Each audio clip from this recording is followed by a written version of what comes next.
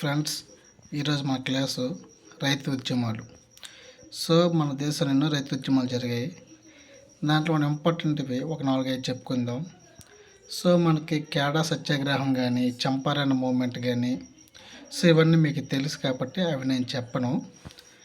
మనం ఈరోజు నీలమందు తిరుగుబాటు గురించి మనం మాట్లాడుకుందాం. ఈ నీలమందు తిరుగుబాటుని మనం ఇండిగో ఉద్యమం అని కూడా అంటాం. ఇండిగో మూమెంట్, ఓకేనా? దీన్ని ఇండిగో మూమెంట్ అంటాము. ఇది ఎవరి నాయకత్వంలో వచ్చిందంటే విష్ణు శరణ్ బిశ్వాసు అండ్ దిగంబర్ బిశ్వాస్ అనే ఇద్దరు బ్రదర్స్. వీళ్ళిద్దరూ దీన్ని ముందుకు తీసుకువెళ్ళారు అన్నమాట. దీన్ని నీలమందు తిరుగుబాటు అనమాట. ఇది 1859-60 ఆ మధ్యలో జరిగింది.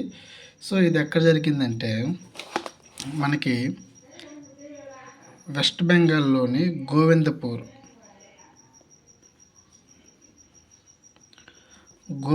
అనే ఒక గ్రామంలో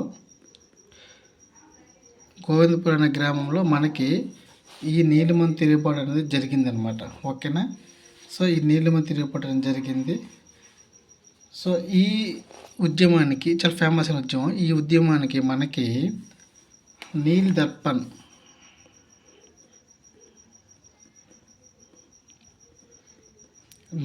దర్పణ్ అనే ఒక బెంగాలీ డ్రామా, ఇది బెంగాలీ, ఓకే. నీల్ దర్పణ్ అనేది చూడండి. నీలమందు తిరుగుబాటు అనేది వెస్ట్ బెంగాల్లో జరిగింది. దీన్ని ఇండిగో తిరుగుబాటు అని కూడా అంటారు, ఏదంటే ఇండిగో విప్లవం అని అంటారు. దీన్ని నాయకత్వం వహించిన వ్యక్తులు ఎవరంటే విష్ణు శరణ్ బిశ్వాసు అండ్ దిగంబర బిశ్వాస్ అన్నమాట. ఈ నీలమందు విప్లవానికి బెంగాలీ డ్రామా అయినటువంటి నీల్ దర్పణ్ అనే డ్రామా విస్తృతంగా ప్రచారం చేసిందనమాట, ఓకేనా? దీనికి అనమాట. ఎందుకంటే నీలమందు ఆ రోజుల్లో బెంగాల్లో పండించడం వల్ల బెంగాల్ యొక్క భూములు తన యొక్క సారవంతం కోల్పోయాయి అన్నమాట. సారవంతం అంటే ఇవి భూముల యొక్క సారవంతం అనేవి కోల్పోయిందన్నమాట. భూముల యొక్క సారవంతం కోల్పోవడం వల్ల పంటలు సరిగ్గా పండటం లేదనమాట. అందువల్ల వీళ్ళు వ్యతిరేకంగా తిరుగుబాట్లు చేస్తే దీనికి ఏంటంటే గవర్నమెంట్ అనేది మనకి టవర్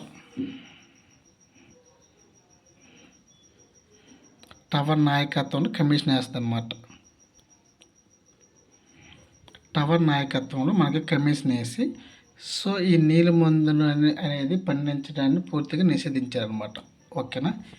ఇది మనకి నీలమందు తిరుగుబాటు, ఓకేనా? చూడండి, నీలమందు తిరుగుబాటు అనేది 1859-60 మధ్యలో జరుగుతుంది. దీనికి విష్ణు శరణ్ బిశ్వాసు అండ్ దిగంబర్ బిశ్వాస్ అనేవాళ్ళు దీనికి నాయకత్వం వహించారు. ఇది వెస్ట్ బెంగాల్లోని గోవిందపూర్ అనే గ్రామంలో మొదట స్టార్ట్ అయ్యి బెంగాల్ మొత్తం కూడా ఇది వ్యాపించింది. దీన్ని నీలమందుని ఇంగ్లీష్లో ఇండిగో అంటారు. దీన్ని ఇండిగో రెవల్యూషన్ లేదా ఇండిగో విప్లవం అంటారు. ఈ నీలమందు వల్ల ఏంటంటే అక్కడ బ్రిటిష్ వారు బలవంతంగా నీలమందు పండించడం వల్ల అక్కడ భూములు ఏమయ్యాయంటే దాని యొక్క సారవంతం కోల్పోయింది అనమాట. భూముల యొక్క సారవంతం కోల్పోయి ఏదైతే ఆహార ధాన్యాలు, వాణిజ్య పంటలు ఉన్నాయో అవి పండించడానికి పూర్తిగా భూమి సపోర్ట్ చేయడం లేదనమాట. ఈ పంట వల్ల సారవంతం పోతుందని ప్రజలు తిరుగుబాటు చేయడం వల్ల దాంతోపాటుగా ఈ నీల్ దర్పణ్ అనే ఒక డ్రామా ఏం చేసిందంటే బెంగాల్ బాగా ఈ ఉద్యమం అనేది ప్రచారంలోకి తీసుకువెళ్ళింది అనమాట, ఓకేనా? అప్పుడు బ్రిటిష్ గవర్నమెంట్ ఏం చేసిందంటే ఈ టవర్ నాయకత్వంలో, ఈయన ఒక బ్రిటిష్ ఆఫీసరు, ఈ టవర్ నాయకత్వంలో ఒక కమిటీ వేసి అసలు ఈ ఇండిగో వల్ల ఏం జరుగుతుందని ఏదైతే నివేదిక ఉందో ఆ నివేదిక తీసుకొని ఏదైతే వెస్ట్ బెంగాల్ ఉందో, ఈ వెస్ట్ బెంగాల్ స్టార్ట్ అయింది కదా, ఈ వెస్ట్ బెంగాల్లోన రైతులు ఉద్యమాలు చేస్తారు, దీనివల్ల ఇంత లాస్ అవుతుందని చెప్పేసి ఈ నీలమందు ఏదైతే ఉందో నీలమందు పంట అనేది నిషేధించింది. ఎవరు? బ్రిటిష్ గవర్నమెంట్ అనమాట, ఓకేనా? అది ఈ నీలమందు తిరుగుబాటు గురించి. ఈ క్లాస్ ఏంటంటే మనకి ఇప్పుడు నెక్స్ట్ 1 మంత్లో మనకి ఏపీ సెట్ ఎగ్జామ్ ఉంది. ఏపీ సెట్ ఎగ్జామ్లో ఇంపార్టెంట్ అనమాట, ఓకేనా? నెక్స్ట్ పబ్నా తిరుగుబాటు. సో పబ్నా తిరుగుబాటు ఇది ఎక్కడంటే వెస్ట్ బెంగాల్లోని పబ్నా అనే జిల్లాలో వెస్ట్ బెంగాల్లో ఈ ఉద్యమం జరుగుతుందన్నమాట. సో ఈ ఉద్యమానికి మెయిన్ రోల్ ఎవరంటే కేశవచంద్రరాయ్, శంభునాథ్ పాల్ అనే వాళ్ళు ఈ పబ్నా ఉద్యమం అనేది తీసుకొస్తారనమాట. సో ఇదేంటంటే కౌలుదారులు ఉంటారు కదా, కౌలుదారులకి అండ్ జమీందారులకి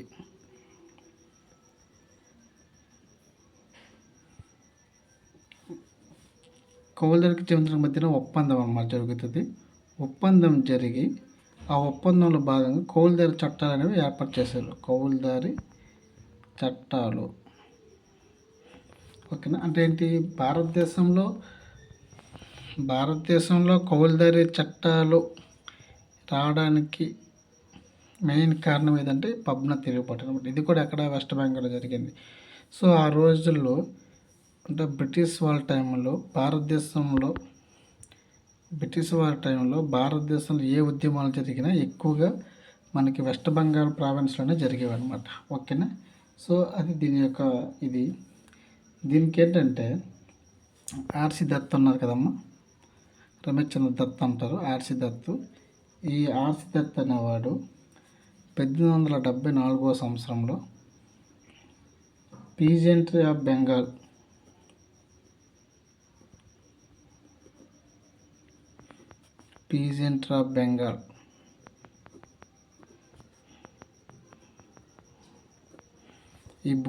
ఈ బుక్ రాస్తారనమాట.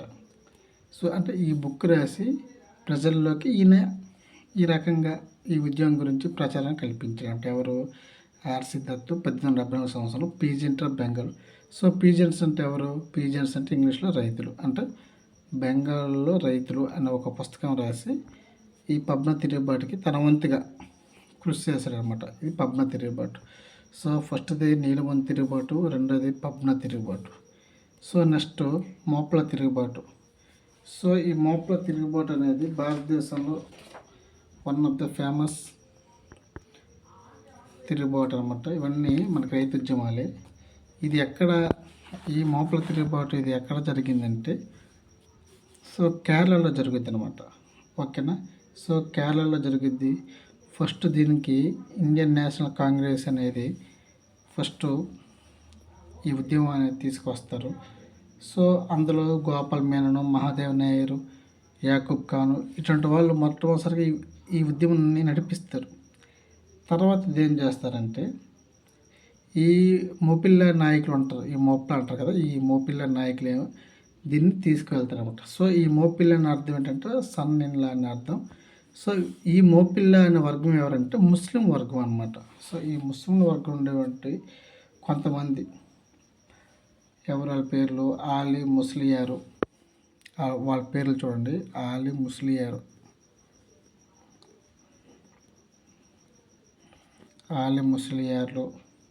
అండ్ కున్ మహమ్మద్ అజీ,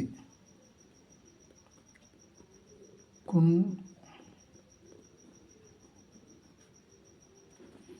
మహమ్మద్ అజీ వీళ్ళు నాయకత్వం వహిస్తారు మోపిల్లా తిరుగుబాటుకి అనమాట. సో ఈ మోపిల్లా తిరుగుబాటుకి వీళ్ళు నాయకత్వం వహిస్తారు. అసలు ఇది ఏంటంటే ఈ మోపిల్లా తిరుగుబాటు ఏంటంటే మలబార్ తీర ప్రాంతం ఏదైతే ఉందో ఆ మలబార్ తీర ప్రాంతంలో హిందీ జమీందారులు భూస్వామ్య వ్యవస్థ ఉంది కదా, వాళ్ళకి బ్రిటిష్ వారి యొక్క వేధింపులు తారలేక అక్కడ ఉండే ప్రజలు ఏం చేస్తారంటే తిరుగుబాటు చేస్తారనమాట. ఓకేనా. సో వ్యవసాయం పైన ఆధారపడి జీవించే ప్రాంతాల్లో ఎవరైతే ఈ మలబారు తీర ప్రాంతంలో ఉన్నారో ఆ మలబారు తీర ప్రాంతంలో ఉండే వ్యక్తులు ఈ ఉద్యమానికి ఎక్కువ కృషి చేస్తారన్నమాట. ఓకేనా. అది ఈ మోప్లా తిరుగుబాటు. తర్వాత యాకా ఉద్యమం. సో 1921-22 ఆ టైంలో ఇది జరుగుద్ది. సో ఇది మాత్రం ఎక్కడంటే యూపీలో జరుగుద్ది. ఓకేనా. ఉత్తరప్రదేశ్ జరిగింది. మదరపాసి నాయకత్వం, దీనికి మదరపాసి అనే వ్యక్తి నాయకత్వం వహిస్తాడనమాట. ఏక మూమెంట్ అనమాట. ఓకేనా, అర్థమవుతుందా?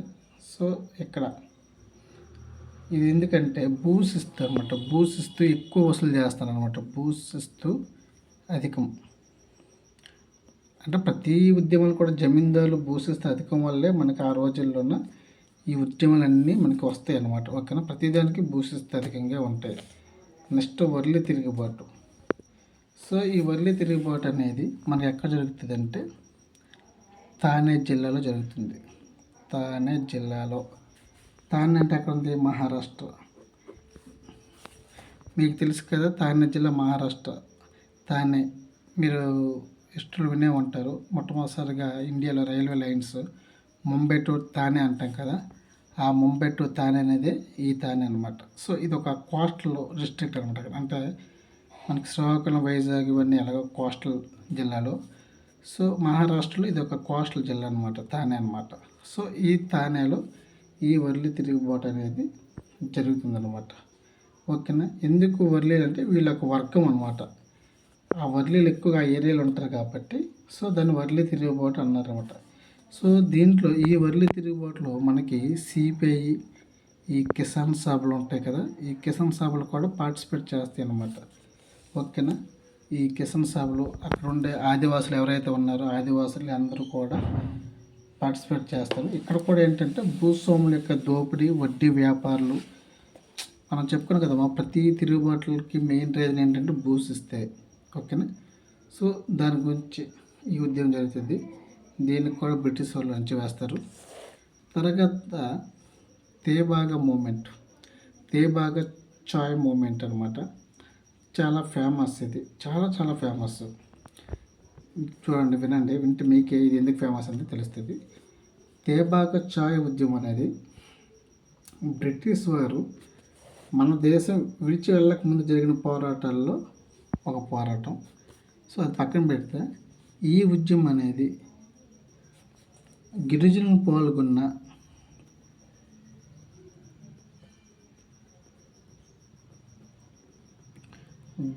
పాల్గొన్న అతిపెద్ద ఉద్యమం. అతి పెద్ద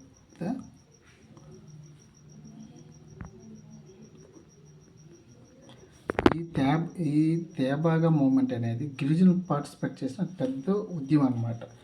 సో ఇది ఎక్కడ జరుగుతుంది అంటే ఇది కూడా వెస్ట్ బెంగాల్లోనే జరుగుద్ది. సో వెస్ట్ బెంగాల్లోనే జరుగుతుంది.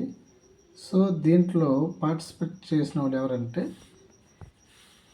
ఫేమస్ వ్యక్తులు చార్ ముజుందార్,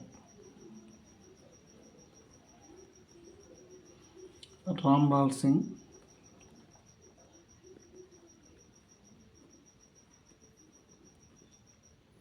రాజన్ సింగ్,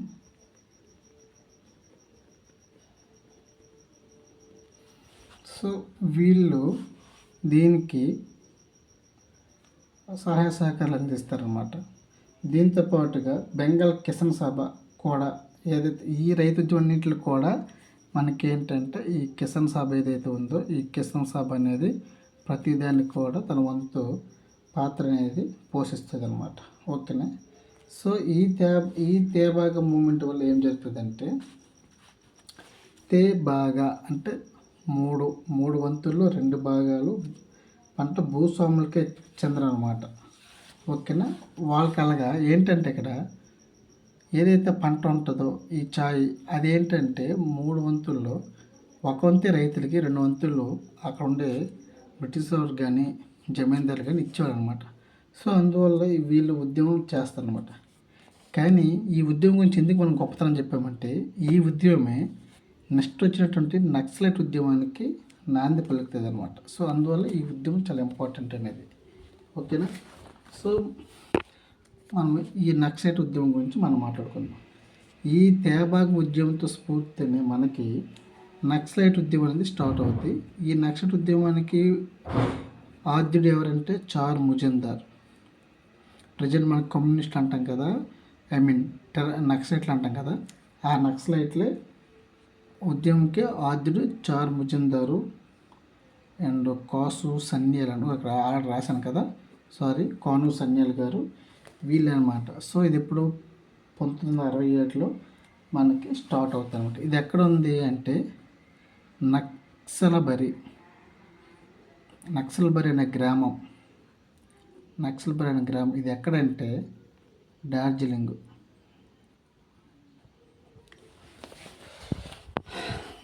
చూడండమ్మా, నక్సలైట్ ఉద్యమం అనేది ఈ తేబాగ్ ఉద్యమం నుంచి స్ఫూర్తి పొంది నక్సలైట్ ఉద్యమం అనేది ఏర్పడింది. ఈ నక్సలైట్ ఉద్యమానికి ఆద్యులు చార్ ముజందారు, కాను సన్యాల్ గారు. ఇది వెస్ట్ బెంగాల్లోని నక్సల్బరీ అనే గ్రామంలో మొదలయ్యింది. నక్సల్బరీ అనే గ్రామంలో మొదలైంది కాబట్టి దీన్ని నక్సలైట్ ఉద్యమం అని పిలుస్తారు. ఓకేనా. ఈ నక్సల్బరీ గ్రామం ఎక్కడ ఉందంటే డార్జిలింగ్ జిల్లాలో ఉంది. మనకు తెలుసు కదా, ఫేమస్ వేసవి విడిది అనమాట, టూరిస్ట్ స్పాట్ అనమాట ఇది. ఓకేనా. సో ఆ డార్జిలింగ్లో ఈ గ్రామం అనేది ఉంది కాబట్టి దీన్ని ఆ గ్రామం పేరు మీద నక్సలైట్ ఉద్యమం అనే పేరు వచ్చిందనమాట. ఓకేనా. సో ఇందులో ఏంటంటే కమ్యూనిస్ట్ యొక్క సిద్ధాంతాలు ఏవైతే ఉన్నాయో ఆ కమ్యూనిస్ట్ యొక్క సిద్ధాంతాలు, ఈ మార్క్సిస్ట్ యొక్క సిద్ధాంతాలు అన్నీ కూడా దీంట్లో భాగంగా ఉంటాయి అన్నమాట.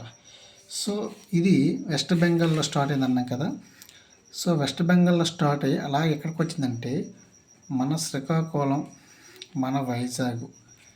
సో ఈ శ్రీకాకుళం, వైజాగ్ అటవీ ప్రాంతంలోకి ఈ యొక్క నక్సలైట్లు వచ్చి అక్కడుండే ఆదివాసులని అండర్లోన ఈ ఉద్యమం అనేది ఇంకా విస్తృతం చేసి స్టిల్ ఈ రోజుకి కూడా అడపాదడప అక్కడక్కడ నక్సలైట్ ఉద్యమాలు, నక్సలైట్స్ ఉన్నారు అంటే దానికి కారణం ఈ నక్సల్బరీలో జరిగే నక్సలైట్ ఉద్యమం. ఈ నక్సలైట్ ఉద్యమంకి కారణం ఏంటంటే ఈ తేబాగ్ చాయ్ మూమెంట్ అనమాట. సో ఇది ఈరోజు లెసన్.